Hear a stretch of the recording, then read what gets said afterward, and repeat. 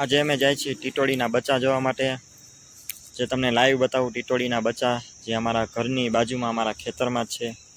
ચાલો અમે જઈએ, બતાવીએ તમને ટીટોડીના બચ્ચા જોવા માટે. અપુ ક્યાં ગયા? અપુ વિડીયોમાં આવતી નથી, ક્યાં ગઈ? જોવા હે ને? હાલો આજે જોવા દે. તારે કેમ બોલે ટીટોડી, કેમ બોલે? એમ બોલે. હાલો આજે અમે જઈએ બચ્ચા જોવા. લે